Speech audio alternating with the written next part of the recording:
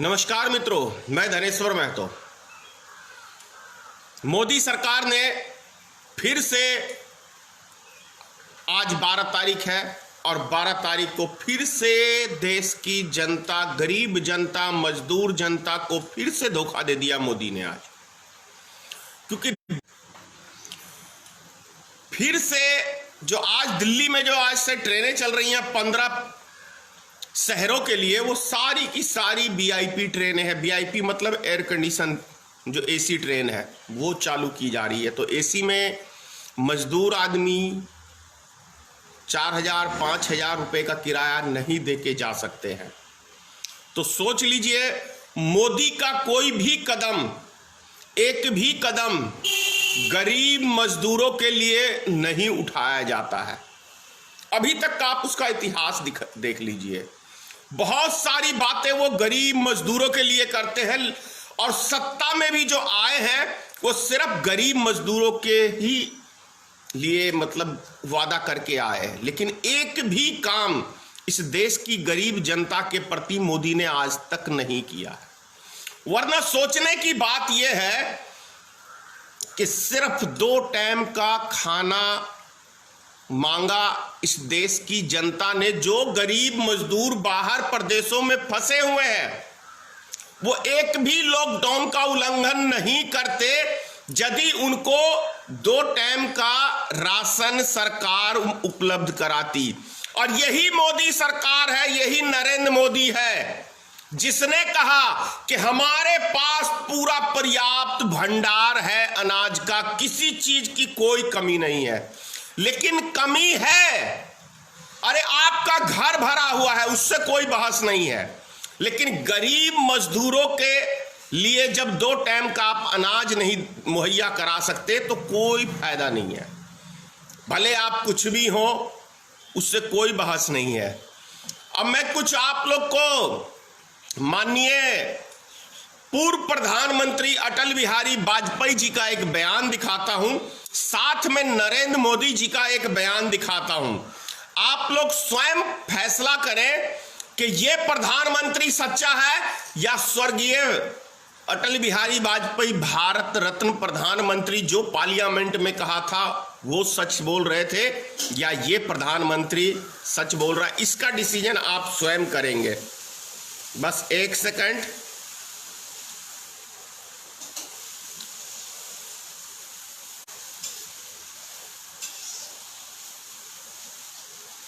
इस वीडियो को आप लोग ध्यान से सुने। मजदूर के साथ बात नहीं करनी हो, वो अच्छा व्यवहार नहीं होगा। बताइए मुझे, आपके गांव में जो गरीब है उसकी गरीबी में कोई फर्क पड़ा है? 60 साल में उसके जीवन में कोई बदलाव आया है? जो नौजवान बेरोजगार है उसको रोजी रोटी का प्रबंध हुआ है? जिस खेत को पानी चाहिए उसे पानी मिला है? जिस बीमार को दवाई चाहिए दवाई मिली है? भाइयों बहनों, क्या इस देश पे राज करने वाले लोगों को इसका जवाब देना चाहिए कि नहीं देना चाहिए? इन्होंने जवाब देना चाहिए कि नहीं देना चाहिए? ये जवाब देते हैं। 50 साल में हमने प्रगति की है, उससे कोई इनकार नहीं कर सकता।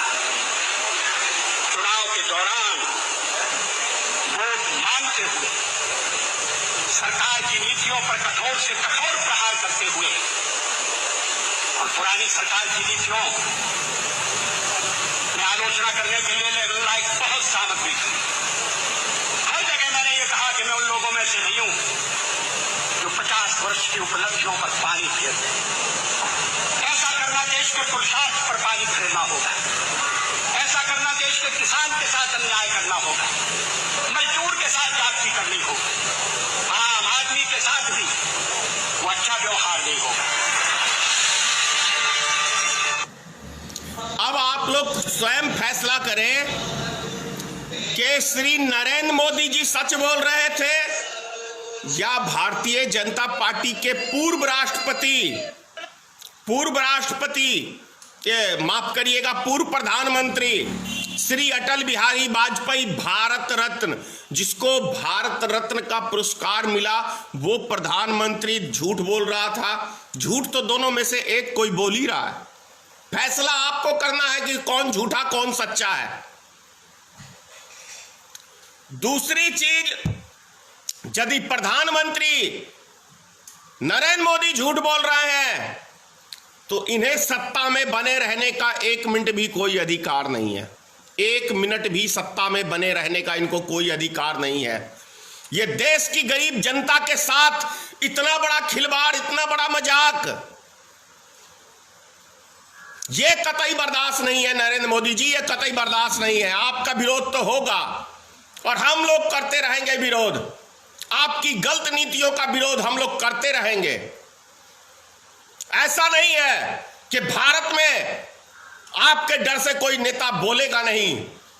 जो डरता होगा वो डरता होगा, धनेश्वर महतो नहीं डरता, क्योंकि धनेश्वर महतो कोई भ्रष्टाचारी नहीं है जो मेरी जुबान चुप रहेगी। काला धन नहीं है, कोई फैमिली के लिए धन इकट्ठा नहीं किया धनेश्वर महतो ने जो इसकी, तो मेरी जुबान आप बंद नहीं कर सकते श्री नरेंद्र मोदी जी। विकास हुआ है, ऐसा पूर्व प्रधानमंत्री अटल बिहारी वाजपेयी जी ने कहा। और आप बोलते हो कि 70 साल में किसी ने विकास किया नहीं, सबने देश को लूट के खाया। तो 70 साल में तो 6 साल आपके भी प्रधानमंत्री होते, तो मतलब स्वयं कह रहे हैं नरेंद्र मोदी जी कि मैंने इस देश को लूट के खाया है। ये नरेंद्र मोदी का बयान है। 70 साल में उसकी भी सत्ता आती है। और मेरे ख्याल से पिछले जो 70 साल में ये देश विकास किया, उसका सर्वनाश करने का यदि किसी ने काम किया तो नरेंद्र मोदी ने किया। पूरी अर्थव्यवस्था सारी की सारी चौपट कर दी। आप इतना सोचो ना, जिस दिन लॉकडाउन किया, अगर ये चाहते तो एक एक नागरिक वो अपने अपने घर को सुरक्षित पहुंच जाते, लेकिन ऐसा नहीं किया। आज इस देश की दशा ऐसी कर दी है कि हम इस महामारी से भी यदि अभी महीना 2 महीना में उभर जाते हैं तो गरीब मजदूर सालों भर, कम से कम सालों भर वो सोचेंगे कि मैं बाहर जाऊं कि नहीं जाऊं, क्योंकि ये मोदी सरकार कब ऐसा कौन सा डिसीजन ले लेगा कि कब हमको ये भूखों मार देगा, इसकी कोई गारंटी नहीं है। अरे कहावत है, अनाड़ी का खेलना, खेल का सत्यानाश। और ये खिलौना नहीं है देश। 135 करोड़ की पॉपुलेशन है नरेंद्र मोदी जी, और 135 करोड़ जनता की जान के साथ, उनके बाल बच्चों के साथ, उनके रोजगार के साथ, उनकी आत्मा के साथ खिलवाड़ करने का काम सिर्फ नरेंद्र मोदी ने किया है। और इसका खामियाजा नरेंद्र मोदी को भुगतना पड़ेगा इसी पृथ्वी लोक पे, इसी देश में, क्योंकि ये गरीब मजदूरों की हाय से बड़े से बड़ा भी व्यक्ति बच नहीं पाया है। और नरेंद्र मोदी को इस देश की माता बहनों की हाय है, इस देश में गरीब जनता की हाय है। और ये हाय नरेंद्र मोदी को लग के रहेगी, अमित शाह को लग के रहेगी, और बिहार के मुख्यमंत्री को भी लग के रहेगी। जो भी गरीबों को सताता है, ईश्वर भी उसको माफ कभी नहीं करता है। पैदल चल के आ रहे हैं 2-2 हजार किलोमीटर। आज कल ही की बात है, फिर से एक बिहार का आदमी लखनऊ में अपनी फैमिली के साथ साइकिल से ही आ रहा था और वो एक्सीडेंट का शिकार हो गया। उसकी मौत की जिम्मेदार सिर्फ और सिर्फ नरेंद्र मोदी हो, दूसरा कोई नहीं है। 16 आदमी रेल से कट के मर गए, उसका हत्यारा नरेंद्र मोदी है, दूसरा कोई नहीं है। जित 6-6 महीने की पेट के अंदर बच्चा लिए हुए और वो महिला सैकड़ों किलो पैदल चल जा रही है, और उसकी बच्चे की हत्या अंदर यदि होती है तो उसका जिम्मेदार एक भारत का कंस नरेंद्र मोदी है, क्योंकि कंस ने भी बच्चों की हत्या की थी और ये नरेंद्र मोदी भी इस देश में गरीब मजदूरों की और माता बहनों के अंदर जो कोख में बच्चे पल रहे हैं उसकी हत्या का जिम्मेदार सिर्फ नरेंद्र मोदी है। ये कतई भी ये देश की जनता माफ नहीं करेगी। और भी कुछ एक आध चीजें दिखा दूं आपको। शर्म लिहाज तो कहीं किसी गत्तर में होगा ही नहीं नरेंद्र मोदी, क्योंकि बेशरम का यदि भारत में कोई ताज होता, कोई अवार्ड होता, तो बेशर्मी का अवार्ड सिर्फ नरेंद्र मोदी को मिलना चाहिए था। मिलना चाहिए था कि नहीं? यही भाषण में कहते हो ना कि मिलना चाहिए था कि नहीं? तो इस बेशर्मी का अवार्ड नरेंद्र मोदी को मिलना चाहिए। एक वीडियो और दिखाता हूं मैं आपको, ये जरा सुन लीजिए। कोरोना वायरस के ऊपर कितनी शानदार स्पीच देते हैं, ऐसा कौन सा तीर मार दिया है। और भारत के सबसे बड़े पत्रकार रवीश कुमार की बयान सुन लीजिए। भारत में यदि किसी को अवार्ड मिला है इंटरनेशनल, एशिया का सबसे बड़ा अवार्ड, तो वो रवीश कुमार को ही मिला है, किसी गोदी मीडिया को नहीं दिया है। सुन लीजिए एक बारी। को भी जर्मनी ने पीछे छोड़ दिया। जर्मनी अब महीना डेढ़ महीना पहले कई देश कोरोना संक्रमण के मामले में एक प्रकार से भारत के बराबर खड़े थे। आज उन देशों में भारत की तुलना में कोरोना के केसेस 25 से 30 गुना ज्यादा बढ़ गए हैं। भारत ने समस्या बढ़ने का इंतजार नहीं किया, बल्कि जैसे ही समस्या दिखी उसे तेजी से फैसले लेकर उसी समय रोकने का भरसक प्रयास किया। दक्षिण कोरिया ने तालाबंदी की जगह टेस्ट का रास्ता अपनाया और उससे जुड़ी रणनीतियों का रास्ता अपनाया। कॉन्टैक्ट ट्रेसिंग, एक व्यक्ति किस किस के संपर्क में आया, इसकी सूचना की पारदर्शिता से और समय रहते एक्शन लेने से दक्षिण कोरिया ने एक और देश है जिसकी बात करनी चाहिए, वो है ताइवान। जैसे ही 31 दिसंबर को वुहान में संक्रमण फैलने की खबर आई, ताइवान ने चीन से आने वाली उड़ानों को सीमित कर दिया। तब तक कोरोना का नाम कोविड-19 भी नहीं पड़ा था, अज्ञात विषाणु कहा जाता था। 10 फरवरी को जब ताइवान में 16 मामले ही सामने आए और चीन में 31,000, तभी ताइवान ने चीन से जुड़ी सभी उड़ानें रद्द कर दी। चीन, हांगकांग और मकाऊ से आने वाले यात्रियों को क्वारंटीन में भेजा जाने लगा। उस वक्त भारत में ट्रंप की रैली की तैयारी हो रही थी और मध्य प्रदेश में सरकार गिराई जा रही थी। मीडिया अहमदाबाद में जाकर ट्रंप के पोस्टर और स्टेडियम दिखा रहा था। भारत के टीवी चैनलों पर कोरोना अंतर्राष्ट्रीय खबर होने के बाद भी मामूली खबर थी। ताइवान के डिजिटल मंत्रालय ने आर्टिफिशियल इंटेलिजेंस का इस्तेमाल करते हुए हर जरूरी डेटा को एक दूसरे से जोड़ दिया।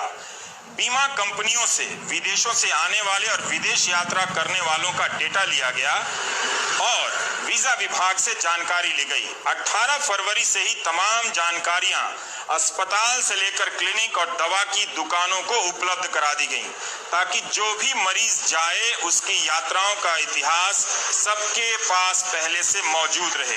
लोगों को फोन पर अलर्ट जाने लगा कि किस इलाके में जाना ठीक रहेगा और कहां पर मास्क मिलेगा।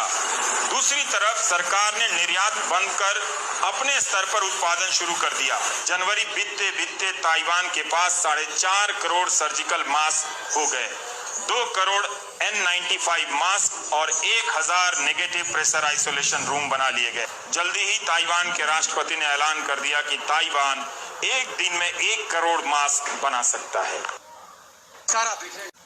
तो आप लोग समझ सकते हैं, अब ये प्रमाण था कि जब पूरी दुनिया महामारी घोषित कर दिया था इस कोरोना वायरस को, तो नरेंद्र मोदी जी अपने यार ट्रंप के स्वागत में गुजरात में लगे हुए थे। तो अपने यार नरेंद्र मोदी की स्वागत में गुजरात में लगे हुए थे और इस देश की मीडिया 7 किलोमीटर लंबी दीवार भारत के गरीब मजदूरों की झुग्गी छुपाने में लगी हुई थी। ये हाल है नरेंद्र मोदी सरकार का। तो आप लोग समझ सकते हैं कि कितने मतलब सिर्फ मोदी की मन की आप देश, तो आप लोग समझ सकते हैं कि देश के प्रधानमंत्री सिर्फ अपने मन की बात बताते हैं। तभी तो 6 साल में एक बार भी भारत में प्रेस कॉन्फ्रेंस नहीं किया है मोदी ने। सिर्फ 6 साल से आपको अपने मन की बात सुनाई है, क्योंकि मोदी को डर लगता है कि इस भारत के अंदर भी ईमानदार पत्रकार हैं जो मुझसे पूछ सकते हैं कि आपका दायित्व क्या है और आप कर क्या रहे हैं। मुझसे कोई पत्रकार न पूछ ले कि आप कर क्या रहे हैं तो मैं क्या जवाब दूंगा, शर्मसार हो जाऊंगा। इसलिए नरेंद्र मोदी कभी एक भी प्रेस कॉन्फ्रेंस, यह सच्चाई है। इतना ही कहूंगा। जय हिंद, जय भारतीय मित्र पार्टी, सीताराम, मां भगवती। मोदी जी के जो दिमाग में गोबर भरा हुआ है, उस गोबर को निकाल के जो देश हित में हो वो सही निर्णय के लिए मां भगवती, मां सरस्वती थोड़ी अकल दे दे ताकि इस देश की जनता पे तरस खाए। जय हिंद।